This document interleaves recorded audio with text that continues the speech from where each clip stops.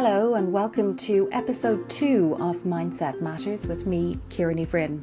In this episode, I'm joined by neuroscientist, psychologist and author Sabina Brennan. If you've ever wondered how your brain works and its role in shaping your lived experiences and outcomes, then this episode is for you. You'll also love Sabina's book, The Neuroscience of Manifesting.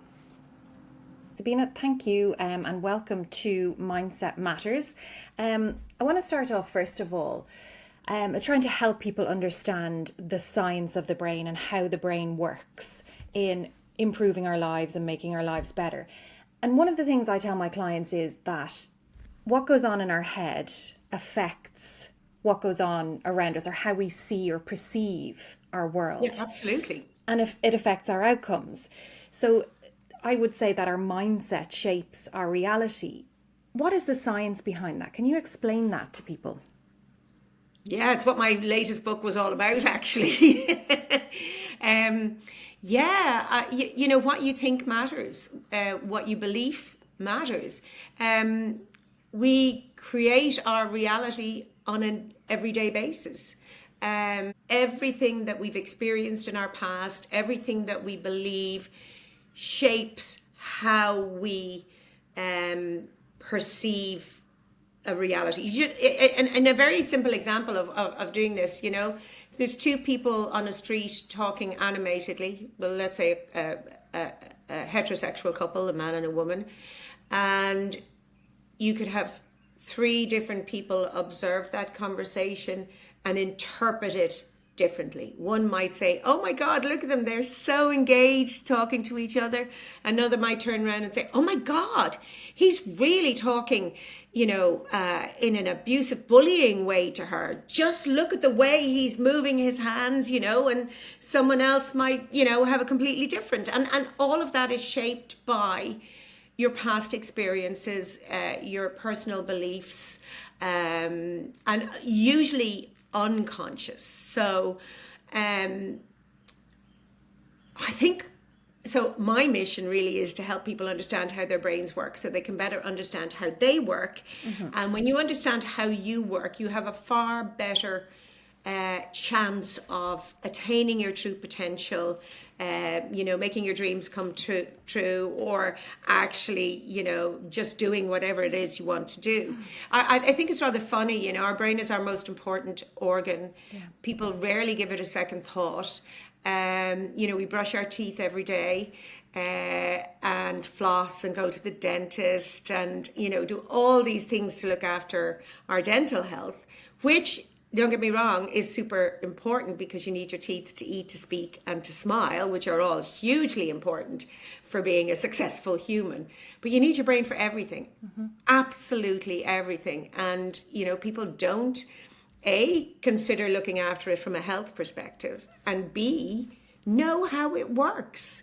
So neuroscience is, I suppose, a relatively new science, and it's one of those ones where so I'm a psychologist, but I'm also a neuroscientist. Yeah. But you could be a physiologist and a neuroscientist, so we all look at the brain from different levels. So for me, I'm interested in the human brain and human behavior, how each impact on each other, whereas a molecular scientist will be looking at what's happening at the molecular level. But as a psychologist also, I have to understand how brain cells work and how they communicate and all the rest. But, you know, basically, when we tend to think about our brain, and I think this is really relevant to what your overall, what you call mindset. When we think of the brain, we tend to think of the crinkly outer part, which is the neocortex, which also can be referred to as the thinking brain. It is conscious. We are aware of what's going on. But from an evolutionary perspective, our brains evolved in three stages, and you can still kind of divide the brain up into those. So you first have your reptilian brain, or your brain stem, and really the main purpose of your brainstem. Anyone who's watched Casualty or ER or any of those knows if you have a brainstem injury, unless you have access to a life support machine, you're basically screwed, because your brainstem is responsible for keeping you alive.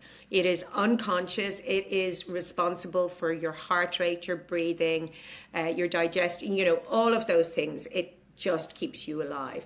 So then the next part of the brain to evolve is referred to as the limbic brain. If you would kind of have to turn your brain upside down to see it, it's deep in the brain. It's also referred to as the emotional brain, and it houses structures like your amygdala, which are involved in the fear response and emotional engagement, but also it's involved in our unconscious behaviors. And this is an interesting thing too, that I feel like I'm sidetracking, but it helps explain. So your brain weighs only 2% of your body, but it consumes about 25% of the nutrients kind of circulating. So it's a really high energy organ. So it has to make efficient use of whatever available resources there are. Your conscious thinking brain uses up more calories, more energy than that unconscious limbic part of your brain. So your brain is constantly looking for behaviors to automate. So something that you do in a particular order at a particular time in a particular way. And when your brain identifies a pattern like that, it can go, oh, that's something I don't need to use my conscious brain for. I can give that over to the basal ganglia, which is in the limbic brain, and say, I'll notice where the first trigger is and the end, the bookends of the behavior, but you carry out everything else. So that's what we call habits. So the brain, we have to have unconscious habits. Otherwise, your brain would be completely overwhelmed. Like your brain is kind of a prediction machine. It's predicting what's going to happen next all the time. And the brain has educated itself or trained itself to predict based on your previous experiences. And it needs a lot of new data to be more accurate in experiences and all the rest. But also it can use data inappropriately. And that's kind of underlies things like,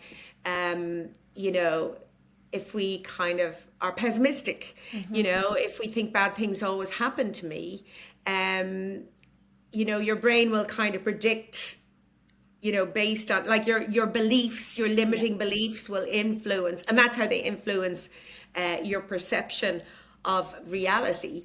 But also rather interestingly again, and this again relates to the capacity of your brain to process information.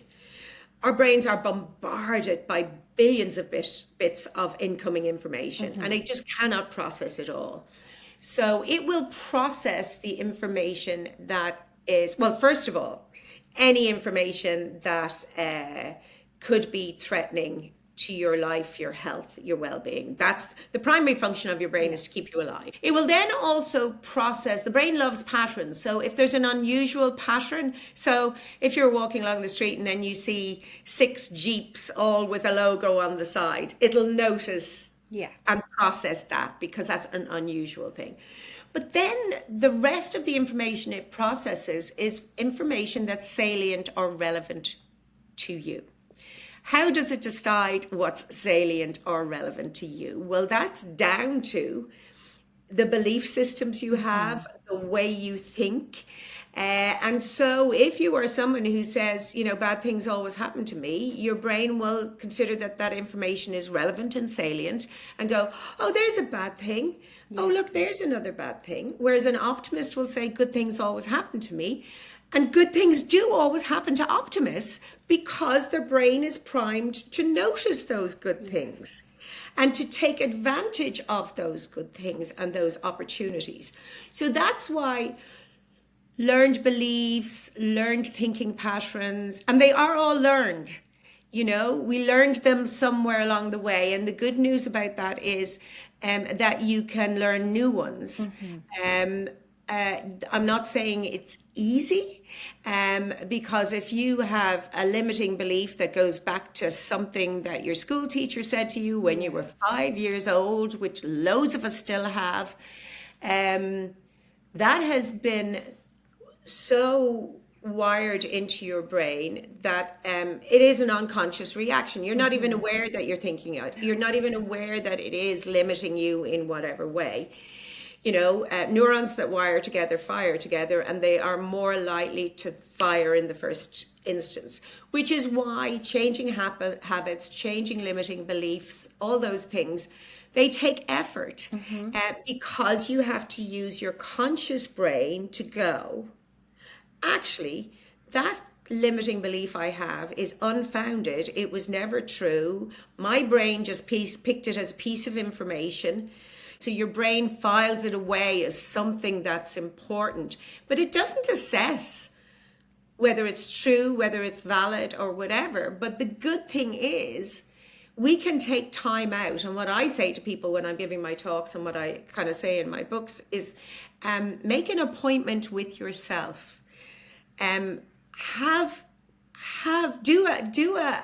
a little check about, who you are, because who we are is the collection of beliefs that we have about ourselves. So start interrogating them and asking, where did that come from? Yeah. And you will most likely, that actually is not that difficult, because it's such a strong, held belief. And go back and assess it. And actually, have you been operating on a belief that was just one person's opinion 10 years ago, with no validity, nothing, and start to look at other things that you have done and achieved, and, that are less limiting. And, you really just, I call it rewriting the story of you, because your sense of self, your personality, who you are, is just a story made up by your brain. Exactly. Yeah. And we think that our self, this I behind the eyes, and this is often hard for people to kind of get their head around, but we think that's who I am. There is a something that exists inside me. Yeah. That is who I am, that is unchanging. And that's just me. I can't do anything about it. And the fact of the matter is, your sense of self changes all the time. It just does so imperceptibly that you don't notice. Yeah, your sense of self is not immutable. You can change it. You can change that story with work and effort, and you can rewire your brain, and you can become a new you, a different you. What is unchangeable is the capacity to learn. Neuroplasticity is what is inherent. And that, I think, is hugely liberating. Our capacity to learn new things, to learn new behaviors, to learn new patterns, that's inherent. And I think that's really empowering. Yeah. Let's talk a bit about that, actually, because I've had a few clients, they come and they say, well, how do you know it's a limiting belief and not fact? And so that involves a little bit of deeper digging and, going right back. And sometimes it's looking at all of their beliefs, not just what we might term as a limiting belief. And one client recently who was in a focus group, she said that she had believed something for 40 years as absolute fact, and only just recently started to challenge it. And it was like amazing. I mean, she went and did something she thought she couldn't do, and it's actually quite incredible how we can create our own stories and tell ourselves something that's fact. Oh, I'm just crap at maths. I'm never going to be good at maths. Like, I'm not even going to try. Well, that's one of the stories in my book. A journalist, she wrote the book, oh God, why is her name gone out of my head? She wrote the book, Help Me, which is an amazing book, actually. Marianne Power.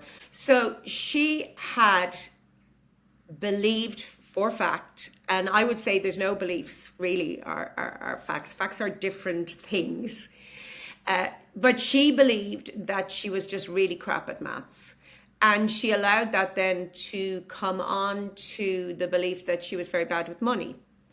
And then she had a story from her childhood where it was just one of those incidences where her dad came into money and he had loads of money and cash, and she was a very young child with her sister, and he said, look at all the money Daddy got, whatever had happened. And he threw it in the air and he says, whatever you catch, you can keep. And she thought, oh, this was amazing. And she ran out catching all the money. And then he kind of went, oh, only joking. And she said it devastated her. Yeah. And that together, coupled with the idea that she was bad at maths, made her think that you can never hold on to money. She never thought about managing money. Even when she got the first advance for her book, she thought, I better spend it or they'll take it back. So this anyway followed her throughout her life. She's a woman in her late 40s now. And she was recently helping her mum move house. And, going through the attic, and the same in most attics. We moved house 3 years ago, and it's the same. It's a hard thing to do because you come across memorabilia from years ago. So she came across her box where her mum had kept all her school reports and copybooks. And the school report, she was an A plus student in maths. She was never bad at maths. She doesn't know where she got the thing that she was bad at maths, but then she discovered this thing, oh, I'm not bad at maths. And here is the fact, which was the document that said she scored A or, top of the class in maths. So there are so many things that we take as given about ourselves. And we don't question it. And that's part of how the brain works because it's easy. Yeah. It's easy for the brain. I'm not saying it makes your life easy, but from a brain perspective, it makes perfect sense. So the power lies within you and within your brain to change those things. And, I really feel you only live once. So why live it in a way that's limiting you? Or, the last book I wrote is The Neuroscience of Manifesting. It could be The Neuroscience of Success or The Neuroscience of Attaining Your Goals or whatever. But, why not pursue your dreams? Do you think that's the thing, though, that we're always in search of that sort of finality about something, that I need to do this or be this or think this way, so I am this, as opposed to being okay with it's a constant learning curve. If we're not learning, we're not living. It's a journey. It is a journey. And if you're not learning, that's one of the problems with brain health, with people's, brain function, cognitive function declining with age, actually, because often we stop learning. Those early years, your teens, your university, starting a job, learning to be a parent, all that. And you kind of hit midlife and, things plateau and you're not challenging yourself. You're not having the new experiences and you lose brain cells, and so you need to constantly be doing that. What I had started to say, I remember now, why did I mention the name of the book? The Neuroscience of Manifesting. So the magical, science of getting the life you want. The goal, if you get people, to sit down and say, what is it I want to achieve? And that can be something materialistic. It can be, a job, a career, whatever. And again, with yourself, sit down and go, well, why do I want that? Why? But why? But why? But why? And if you peel it right back, essentially it's because I want to be happy. That's kind of fundamentally what is under everything. And it's why if you look at any sort of goal-directed, a manifesting technique, or people who are life coaching or coaching you in your career, whatever, frequently it starts with gain clarity about what you want. Now I just think that's way down the line. There's kind of really foundational work you have to do first. One is what we were talking about. I call it in the book connecting with yourself, learning who you are, because how can you know what you want if you don't know who you are? Yeah. And most of us often we end up, and I'm saying in our 40s again, but that often sort of happens. You end up and you kind of go, why am I in this job? Yes, I'm successful, but like, why this job? What am I doing? What am I doing? Because you just went along this trajectory, and you either did it to please parents, or somewhere along the line you thought, oh, this would be a great career, or society says success is measured by how much money you make. And if that is not connected to your true values, you're not going to be happy. So I think foundational work is really understanding who you are and understanding those core values, things that matter to you. I discovered later on, actually, something that really matters to me is making a difference. That's why I'm kind of a bit of an evangelist. That gives me my inherent buzz, and we all have something like that. That's my passion. And we all have something that inherently excites us or whatever. And if your vision doesn't match with your values, that's not going to work out. No. Yeah, it's just not going to work out. So happiness is really what a lot of people are in search of. And the happiness really does come from the journey. But then the very first chapter I start with in the book is compassion. And it's something that I'm still working on. And it's self-compassion. I'm very compassionate to other people. I'm incredibly empathetic. But it's the self-compassion thing that we don't do. We're very, I say, if you spoke to someone else the way you speak to yourself in your internal monologue, dialogue, whatever it is, you wouldn't have any friends. You have no friends, If your friend was in a new relationship and his or her partner was speaking to them the way you speak to yourself, you'd call your friend aside and say, that's not a healthy relationship. Seriously, you're my friend, I love you, but don't let anybody talk to you like that.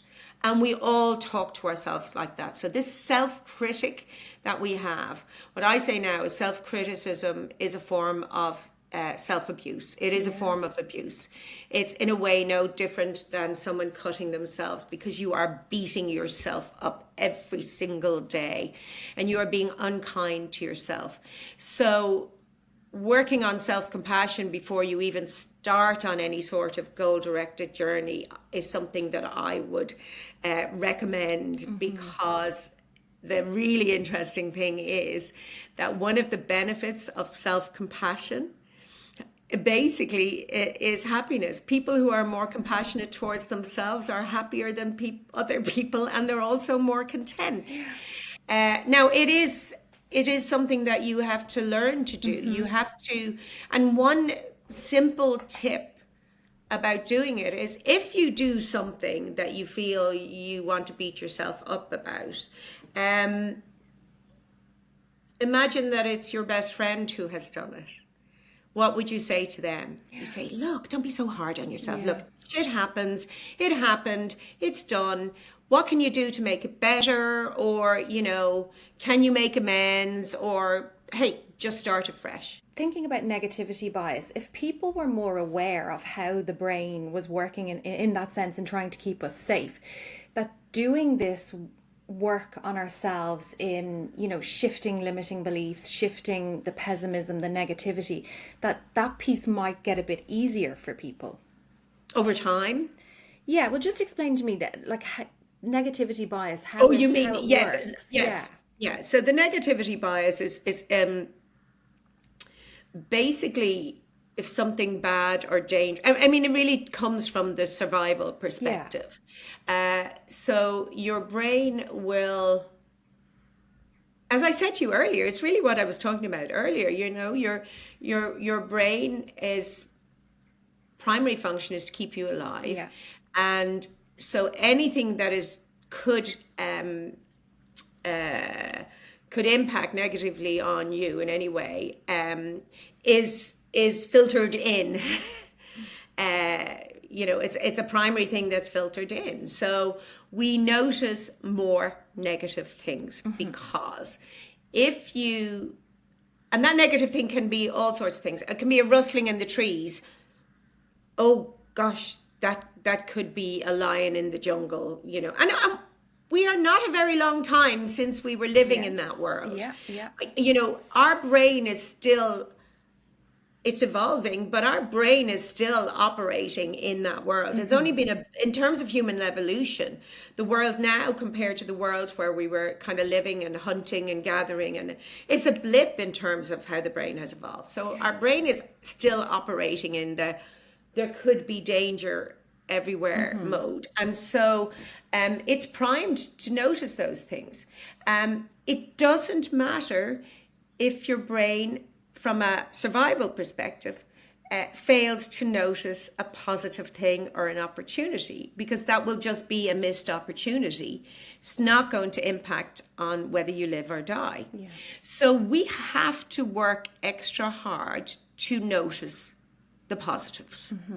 You don't want to stop noticing the negatives, so it's like ignoring negatives. It's not ignoring negatives, but it is training your brain to notice more positives, and that takes effort, and so that kind of work that you do is when you work further on, and gain clarity about if you have a particular goal, you become clear about it, and then you work backwards to steps you need to take and things you need to do. And this is why some manifesting techniques really work. They act as a support for your brain, to keep your brain on track and focused. And, if you're trying to be more positive, those affirmations, or actually having a chart and sticking something up there, they're little supports for your brain, because it's very easy to slip back into the unconscious behaving and living and the old patterns. So those kind of visuals, keeping gratitude journal, putting little notices on your fridge, saying affirmations every day, they keep your brain on track. That, because focused attention takes a lot of effort, and when you're trying to do something like that, you are focusing your attention. And actually then when you start to do those things in a routine way, over time your brain will eventually transfer that over to your basal ganglia for that positive, rewarding behavior to become automated. It becomes your default. But the interesting thing about habits, you don't ever eradicate old habits. That wouldn't make sense. So habits really are just things that you've learned how to do automatically. So, if you went to school and you learned how to tie your tie, and you can do it unthinking, totally habitual as you're getting dressed for school. Over the summer, you stop doing that. You're not at school. It would not make sense for that habit to be eradicated, because in September you need to be able to tie your tie again. That's kind of a simplistic way to say it, but they don't go away. Yes, you can kind of replace them with new and different behaviors, but what's really important to remember is that in times of stress, and when you have been having poor sleep or deprived of sleep, those old long-wired habits are more likely to resurface. So that's why, you're on a diet, you're doing really, really well, something stressful happens at work, and you buy a bar of chocolate and you're eating it before you even think about it, because you're stressed. Your brain is caught up in that whole stress mode, and you just revert to kind of old habits. And I think that's helpful too then, because it means you kind of go, oh, okay, I need to be extra vigilant about what I'm doing, and I need to manage my stress, basically, is something we all need to do. Or if you've missed out on sleep, you need to go, okay, I'm going to have to put supports in place for myself, or say to myself, you know what, will you just remind me, will you just support me today? I'm a little, I'm a bit worried I'm going to have that cigarette. Maybe can we do something that will make it easier for me not to have that cigarette?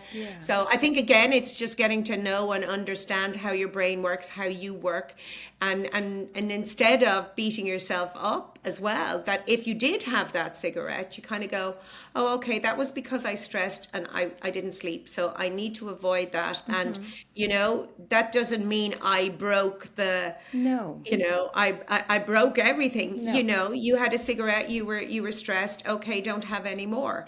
But you will have to work harder again because you've had that nicotine, you've had that taste. You won't go back to the beginning. No.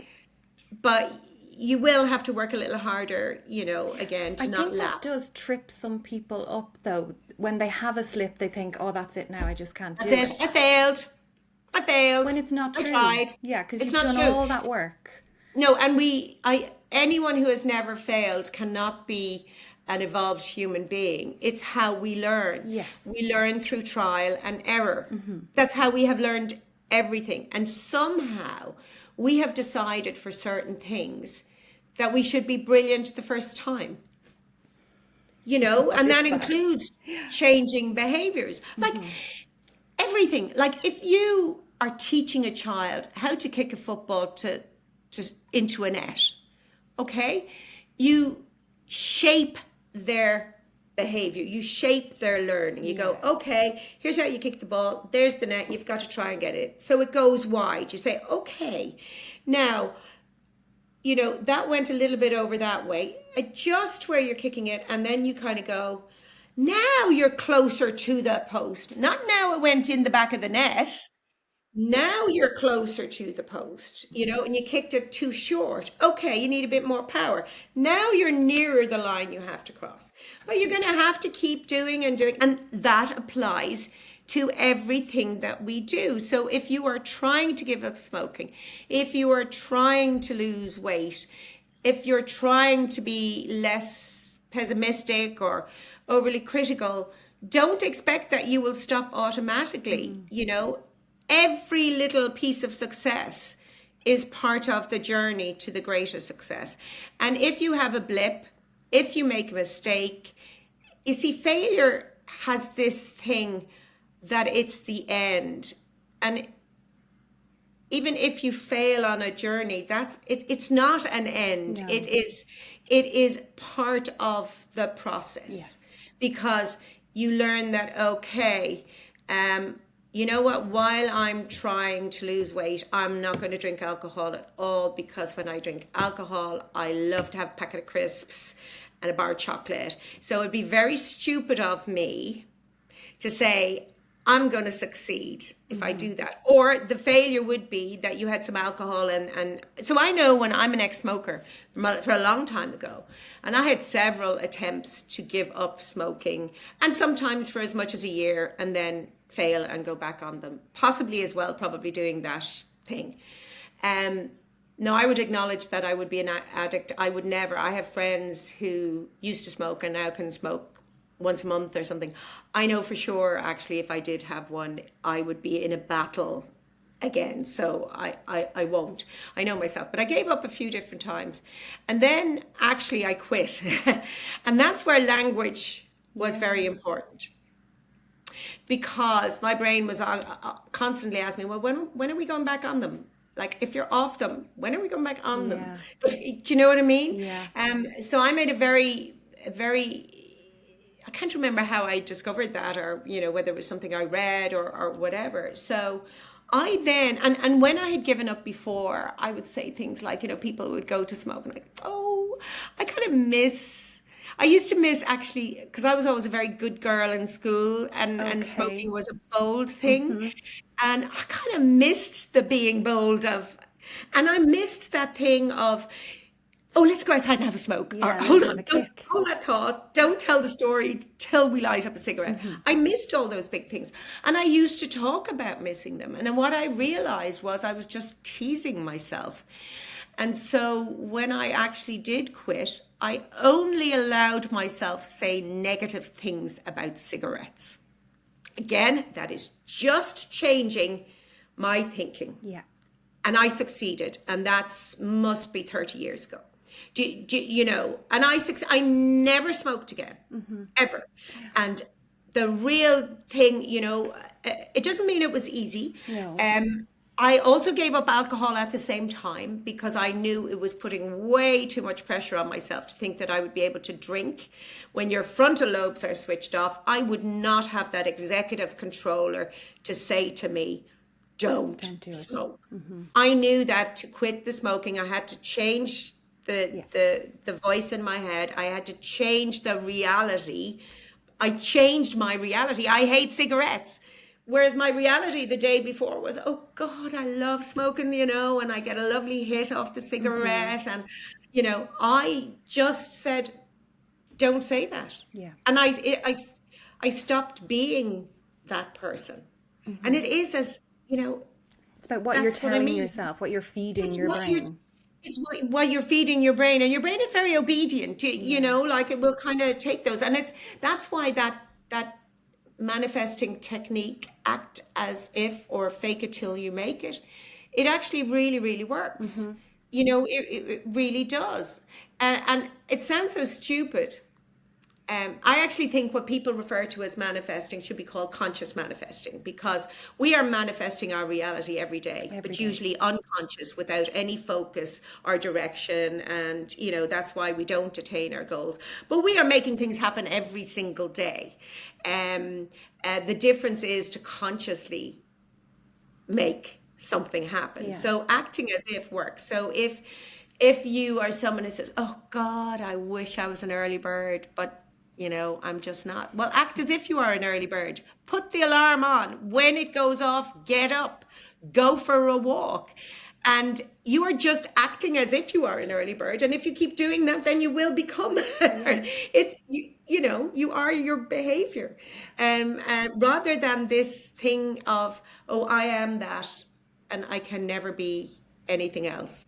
Do you think what's your take on pushing yourself out of your comfort zone to learn new things or to feed the brain new things? Does that help with the creation of more, if you want to call it, positive habits or a growth mindset?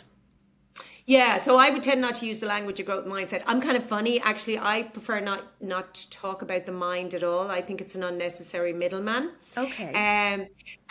It's kind of a funny perspective, but the concept of the mind came up hundreds of years ago before we understood the brain.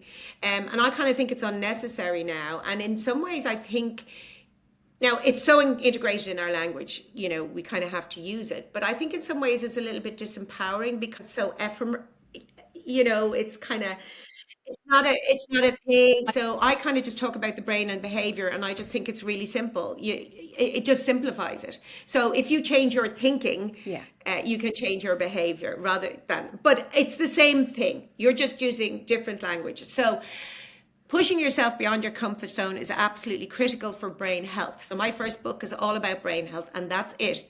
Basically what you want to do is you need to be harnessing neuroplasticity as much as possible. The whole principle behind brain health is to do as much healthy things as possible, to grow as many connections, to have more healthy brain, to have more ways to compensate, so learning new things, doing things in different ways.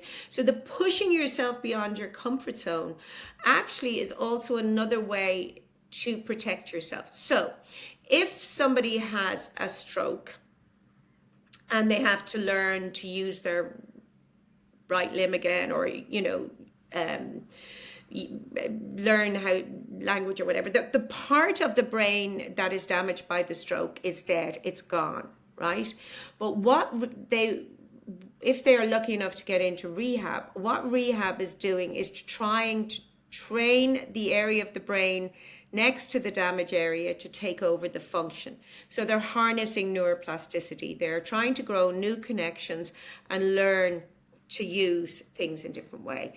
Now, if you don't have a stroke, and if you constantly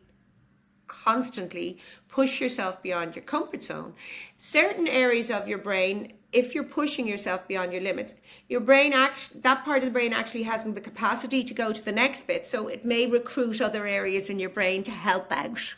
So you are already teaching your brain how to do what that occupational therapist or whoever is doing.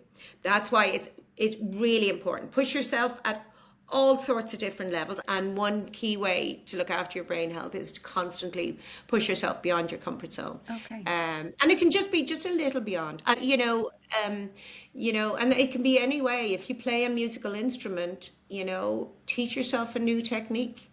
Try a piece that you feel is a little harder than you used to try. Try reading a book from a different genre. Yeah. It can be anything. I mean, you do hear those things about learn a new language. They're very big things, but they don't have to be a big thing. No. But what you do need to develop is a habit of constantly, and it actually really, again, it's kind of at the core of happiness. Do you know what I mean? Because you get your dopamine hit, you get reward and pleasure from actually, you get it from succeeding, but you also get it from trying too. Yeah, that's it. I'm at the moment kind of where I live by a lake, and there is a lake at the bottom of my garden, and I know cold water swimming is just so good for you, but I'm like, I will not get into the shower till it's been running for a while and it's hot. I'm that sort of person. Mm-hmm. But I would like to do that. But all I'm doing at the moment is standing in the water. Okay, I brought the that's a dogs for a start. walk. I brought the dogs for a walk this morning, and I was saying to Dolly, go in and swim. And she was looking at me, and I said, come on, I'm going in. And I just walked up to my legs. She runs in it for fun kind of thing. Yeah, so I'm starting. I got up to my thighs last week. I'm not putting any effort or pressure on myself. I'm just starting to integrate getting into the water in my day-to-day. Yeah. And I am not putting any pressure on myself. I'm not saying by such and such a day, I'm going to be swimming. I'm just taking little baby steps, and we'll see where it goes.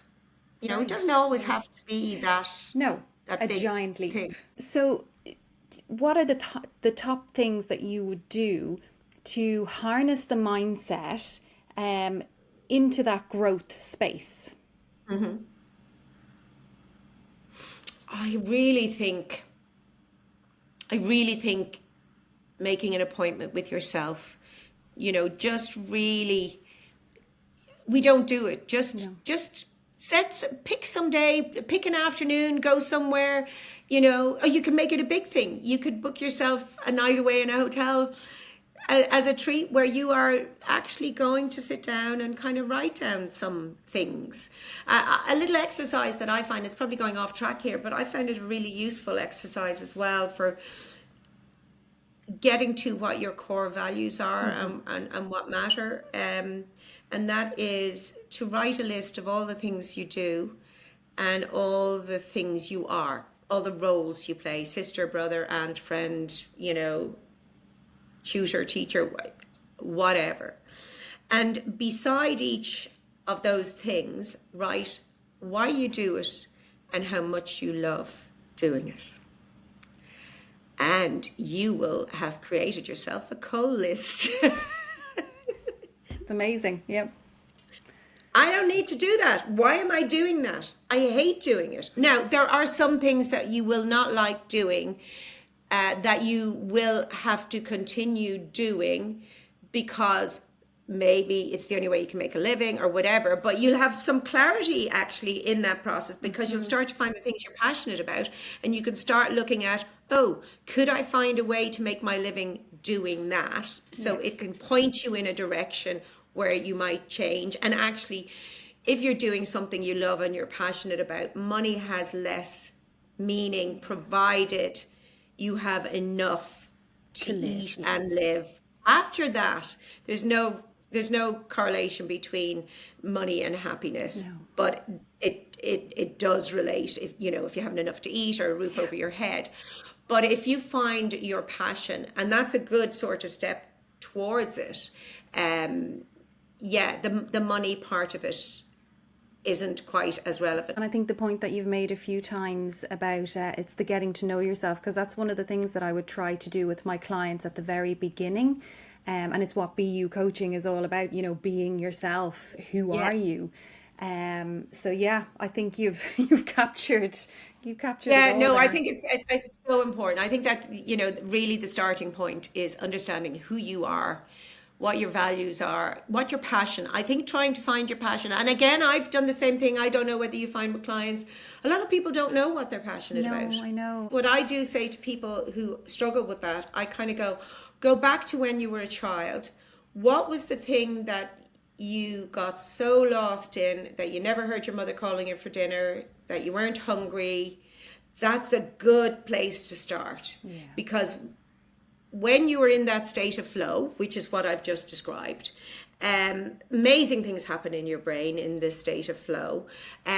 One of the interesting thing that happens is we switch off that self-critic because you are in the moment. Mm-hmm. You are actively engaged in, and focused on doing what you're doing. What's really interesting is normally in the brain, the default mode network becomes activated when our brain is sort of idling, when we're daydreaming. And it actually is the source of creativity and ideas and insight. So it's always important to allow yourself, let your brain idle and just go, and it'll solve problems for you and all the rest.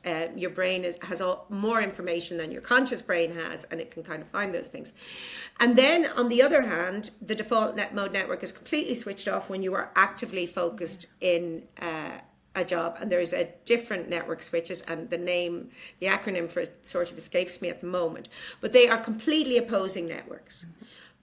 When you get in the state of flow, both of them are active together. So you can actively engage in a goal-focused task whilst also being creative and innovative, and whilst you are not monitoring yourself. So to me, that's where your passion lies. That thing that you just enjoy doing. Yeah. And we all have it, but you may have forgotten about it.